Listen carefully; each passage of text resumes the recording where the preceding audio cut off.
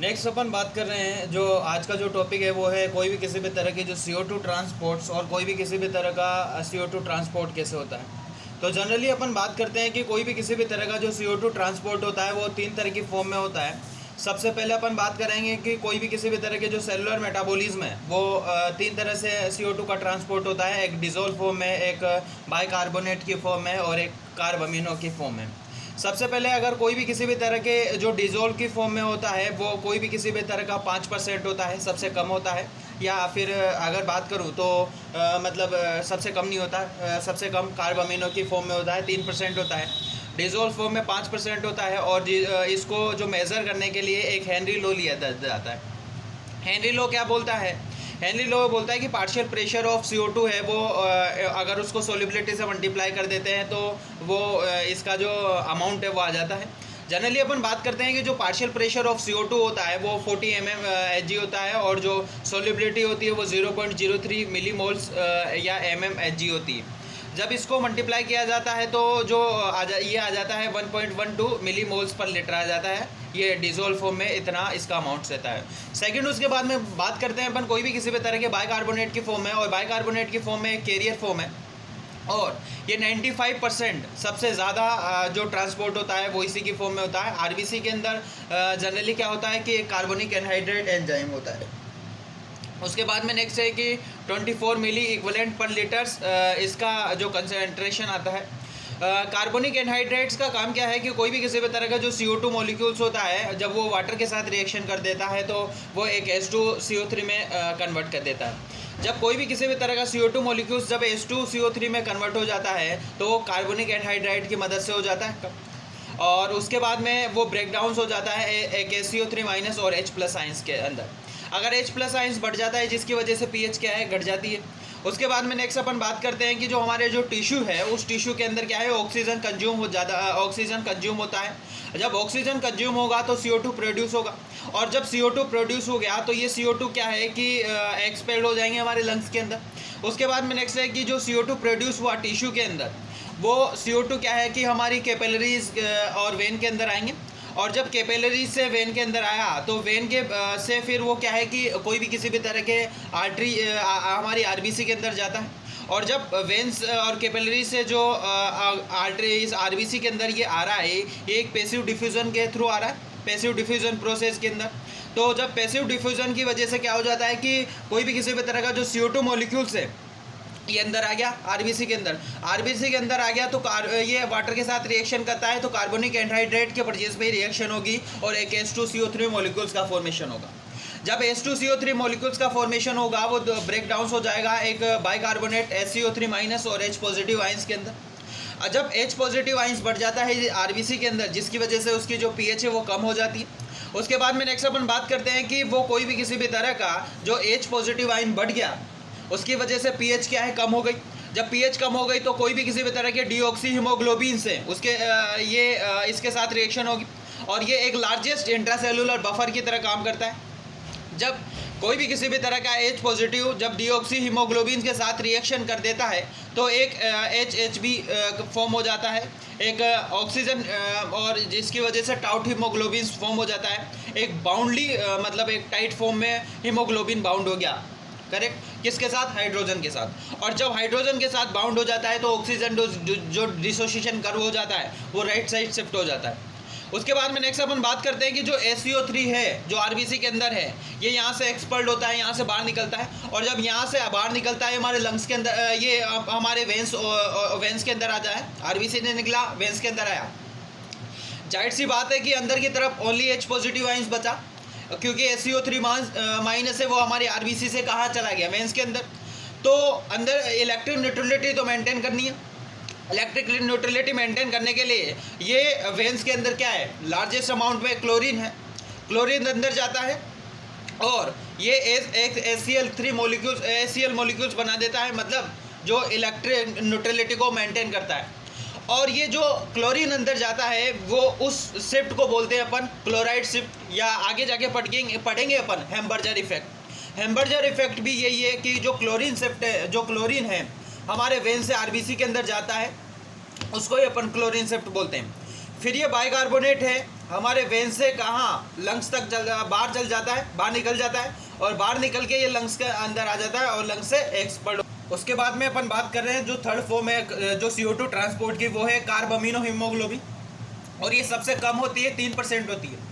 कैसे कि इसके अंदर क्या है, कोई भी किसी भी तरह का जो हीमोग्लोबिन मॉलिक्यूल्स है वो बाइंड हो जाता है एक कार्बन डाइऑक्साइड के साथ, CO2 के साथ। दो तरह के इफेक्ट पड़ते हैं जनरली इसके अंदर, एक बोर्स इफेक्ट और एक हाल्डेन इफेक्ट। अब बोर्स इफेक्ट क्या बोलता है उसके बारे में पहले बात करते हैं। बोर्स इफेक्ट ये बोलता है कि अगर कोई भी किसी भी तरह का जो सेलुलर मेटाबॉलिज्म है अगर हुई, तो सेलुलर मेटाबॉलिज्म की वजह से सबसे पहले CO2 का अमाउंट से जो कार्बन डाइऑक्साइड बढ़ा, अगर कार्बन डाइऑक्साइड बढ़ गया जिसकी वजह से जो ऑक्सीजन की जो अफिनिटी है वो कम हो जाएगी। और जब जाहिर सी बात है कि जब कार्बन डाइऑक्साइड का अमाउंट बढ़ जाता है जिसकी वजह से ऑक्सीजन की अफिनिटी कम हो गई। सेकंड बात यह है कि जो हाइड्रोजन है वो भी बढ़ जाता है, और हाइड्रोजन आयन बढ़ जाने की वजह से एक pH है वो कम हो जाती है। तो ये जो दो तरह के फैक्टर है, हाइड्रोजन बढ़ा और pH कम हुई, ये एक इंडिकेटर है मेटाबॉलिज्म के। और इसकी वजह फिर ये हाइड्रोजन आयंस एक वापस दोबारा डीऑक्सी हीमोग्लोबिन के साथ बाइंड हो जाते हैं और एक हाइड्रोजन हीमोग्लोबिन बना देता है, HHB बना देता है कॉम्प्लेक्स, क्योंकि ये हीमोग्लोबिन हाइड्रोजन के साथ बाइंड हुआ। फिर ये जो HHB है ये ऑक्सीजन रिलीज कर देता है, और ऑक्सीजन रिलीज हुआ, यहाँ पे ऑक्सीजन की कमी थी, ऑक्सीजन की कमी थी, यहाँ पे ऑक्सीजन रिलीज हो गया, पूर्ति हो गई। अब जब ऑक्सीजन की रिलीज हो गया, यहाँ पे बाहर निकल गया, तो यहाँ पे ऑक्सीजन जो डिसोसिएशन कर्व है वो ऑक्सीजन की कमी हुई। जब ऑक्सीजन की कमी हुई उसी के कारण जो ऑक्सीजन डिसोसिएशन कर्व है वो राइट साइड शिफ्ट हो गया। कैसे, ध्यान से देखिएगा ग्राफ को। अपन बात कर रहे हैं कि ये जो हीमोग्लोबिन का सेचुरेशन है ऑक्सीजन का, और ये पार्शियल प्रेशर ऑफ ऑक्सीजन है, ये 25, ये 50, ये 75, ये 100।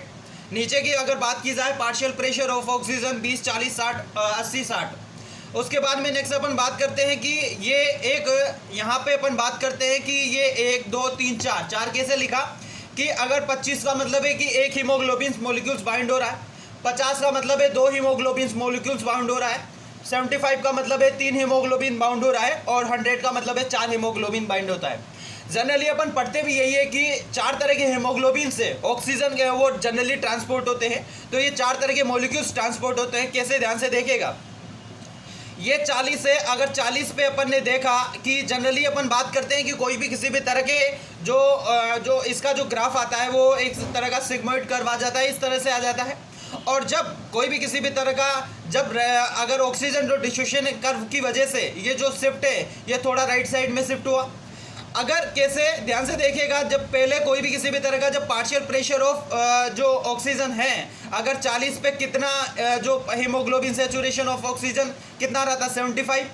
तो जब 75% ऑफ ऑक्सीजन है 40 पे, तो वहाँ पे 25 अनलोडिंग रहा होगा, करेक्ट। उसके बाद में अगर ये जो ग्राफ है अगर शिफ्ट हुआ इस साइड में, अब की बार क्या हुआ कि ये जो ग्राफ है इस साइड में शिफ्ट हुआ, अगर ये 40 है, 40 पे ये 25, अगर 25% ऑक्सीजन है, ये थोड़ा सा ग्राफ इस साइड में यू शिफ्ट होगा। तो जब राइट साइड शिफ्ट हुआ जिसकी वजह से 25% ऑफ ऑक्सीजन हुआ, जिसकी वजह से अब की बार जो 75 अनलोडिंग हो गया। तो ये यहाँ पे यही लिखा है कि अगर नॉर्मली केस के अंदर क्या होता है कि जो 40 mmHg है, जो 40 mmHg है उस पर 75% ऑफ ऑक्सीजन है। जब 75% ऑक्सीजन है तो अनलोडिंग कितना बचा, 25%। उसी प्रकार और उसी तरह जब राइट साइड शिफ्ट हो गया तो जब 40 mmHg पे 25% ऑफ ऑक्सीजन है तो 75 अनलोडिंग हो गया। उसके बाद में अपन एक सिंपल व्यू देखते हैं कि टिश्यू के अंदर CO2 का अमाउंट बढ़ जाता है। जब CO2 का अमाउंट बढ़ गया तो ऑक्सीजन ज़्यादा रिलीज होगा, और ऑक्सीजन ज़्यादा रिलीज हो जाएगा टिश्यू के अंदर। लंग्स के अंदर क्या है, CO2 का अमाउंट कम हो जाता है और ऑक्सीजन अपटेक है वो बढ़ जाता है। उसके बाद में नेक्स्ट अपन बात करते हैं हाल्डेन इफेक्ट के बारे में। हाल्डेन इफेक्ट ये बोलता है कि अगर कोई भी किसी भी तरह के लंग्स के अंदर एक ऑक्सीजन है वो उसका कंसंट्रेशन बढ़ जाता है। जब ऑक्सीजन का कंसंट्रेशन बढ़ जाता है तो CO2 रिलीज ज़्यादा होगा। और उसके बाद में टिश्यू की अगर बात की जाए तो टिश्यू के अंदर ऑक्सीजन है वो कम हुआ। अगर ऑक्सीजन कम है तो CO2 अपटेक ज़्यादा होगा। तो ध्यान से देखिएगा इस ग्राफ को, ये ग्राफ बता रहा है कि ये एक हाल्डेन इफेक्ट को शो कर रहा है कि हीमोग्लोबिन CO2 कंसंट्रेशन है, ये पार्शियल प्रेशर ऑफ CO2 है। अगर अपन ने कहा अभी अभी कि अगर कोई भी किसी भी तरह के लंग्स के अंदर पार्शियल प्रेशर ऑफ ऑक्सीजन ज़्यादा है, अगर पार्शियल प्रेशर ऑफ ऑक्सीजन ज़्यादा है, CO2 ज़्यादा रिलीज होगी, तो CO2 अगर ज़्यादा रिलीज होगी तो ग्राफ थोड़ा नीचे आएगा। अगर टिश्यू के अंदर क्या होता है, जनरली ऑक्सीजन की कमी है, तो CO2 अपटेक, जो ये ग्राफ है जो कार्बन डाइऑक्साइड का, वो अपटेक ऊपर जाएगा थोड़ा। करेक्ट, ध्यान से देखिएगा इसको किस तरह से समझते हैं अपन। जनरली क्या होता है कि कोई भी किसी भी तरह का जब हमारा सेलुलर मेटाबॉलिज्म होता है टिश्यू के अंदर, सेलुलर मेटाबॉलिज्म हो जाने की वजह से CO2 का अमाउंट बढ़ जाता है। इन चीज़ों को ध्यान से समझिएगा। अगर सेलुलर मेटाबॉलिज्म हुआ तो सेलुलर मेटाबॉलिज्म के अंदर CO2 का कंसंट्रेशन बढ़ा, CO2 का कंसंट्रेशन बढ़ा, जिसकी वजह से ऑक्सीजन रिलीज बढ़ा। अब जब ऑक्सीजन रिलीज बढ़ रहा है, तो जब ऑक्सीजन है वो ज़्यादा मात्रा में बढ़ गया, ज़्यादा अमाउंट में बढ़ गया, तो जिसकी वजह से ऑक्सीजन ज़्यादा रिलीज हो गया। ऑक्सीजन का अमाउंट मतलब ज़्यादा रिलीज हो रहा है, तो जिस रिलीज हो जाने की वजह से वो कम हो जाएगा, ऑक्सीजन की कमी आ जाएगी, डिफिशियंसी आ जाएगी। तब अब यहाँ पे ऑक्सीजन की कमी आ गई, डिफिशियंसी आ गई, कमी आ गई, जिसकी वजह से CO2 अपटेक, CO2 बढ़ रहा है, तो यहाँ पे CO2 क्या है, ये बढ़ रहा है। करेक्ट। उसके बाद में जब CO2 बढ़ गया, उसके बाद में क्या है कि जो CO2 है वो हमारे लंग्स के अंदर जाएगा, और लंग्स के जाने के बाद वो एक्सपेल हो जाएगा। और जब लंग्स के अंदर जाने के बाद वो एक्सपेल हो गया, मतलब ये हुआ कि यहाँ पे ये देखिएगा लंग्स के अंदर एक्सपायर्ड हो गया, ये कम हो गया। अब कम हो गया मतलब ऑक्सीजन अपटेक बढ़ गया। जब ऑक्सीजन अपटेक बढ़ गया, तब यहाँ पे ये ऑक्सीजन अपटेक बढ़ गया, ऑक्सीजन ज़्यादा हुआ। जब ऑक्सीजन ज़्यादा हुआ तो CO2 रिलीज ज़्यादा होगा, और जब CO2 रिलीज ज़्यादा हो जाएगा तो फिर से यहाँ पे ऑक्सीजन की एफिनिटी हो जाएगी, ऑक्सीजन की कमी आ गई। अगर ऑक्सीजन की कमी आ गई, ऑक्सीजन रिलीज हो जाएगा, और ऑक्सीजन रिलीज हो जाएगा, ऑक्सीजन डिसोसिएशन जो कर्व है वो राइट साइड शिफ्ट हो जाएगा। और अब उसके बाद में नेक्स्ट अपन बात करते हैं, एक समराइज कर लेते हैं कि क्या क्या CO2 ट्रांसपोर्ट के अंदर अपन ने क्या पढ़ा। जनरली अपन बात करते हैं कि ये लंग्स और आर्टरी है, और लंग्स और आर्टरी के अंदर जनरली जो प्रेशर होता है वो सिमिलर होता है। ये टिश्यू और वेन है, इनके अंदर भी जो प्रेशर होता है वो सिमिलरली सेम होता है। अपन यहाँ पे बात करेंगे पार्शियल प्रेशर ऑफ ऑक्सीजन के बारे में, पार्शियल प्रेशर ऑफ CO2 के बारे में, बाइकार्बोनेट के बारे में, pH के बारे में, डीऑक्सी हीमोग्लोबिन के बारे में, रेड सेलुलर क्लोरीन के बारे में, डिजोल्व CO2 के बारे में।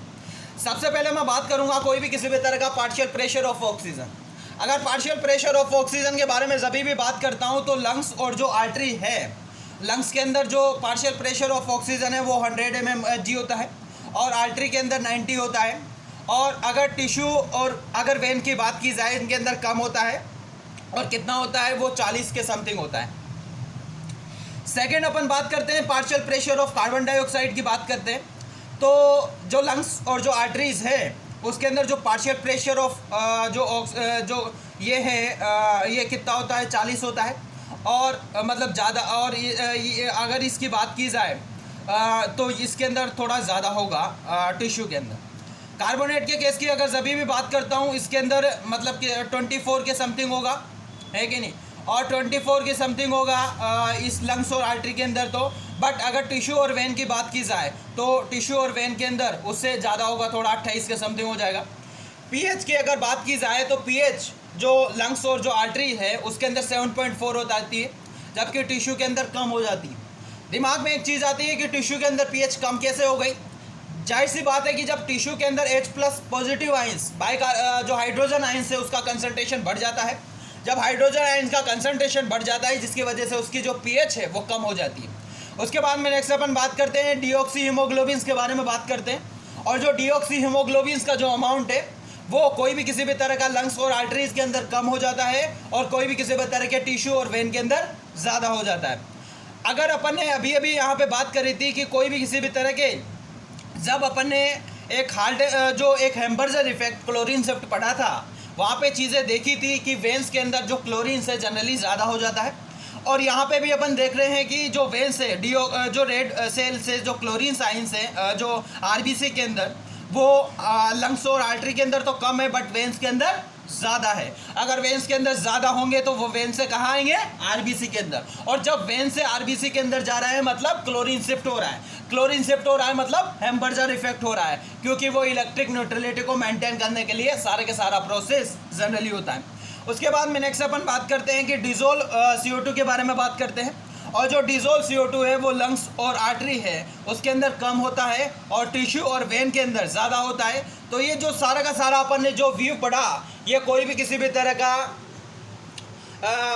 CO2 ट्रांसपोर्ट, हाल्डन इफेक्ट पढ़ा, हेम्बर्जर इफेक्ट पढ़ा, बोर्स इफेक्ट पढ़ा। तो ये जो सारे का सारा मैकेनिज्म अपन ने पढ़ा आज, ये जनरली एक फिजियोलॉजी का टॉपिक है।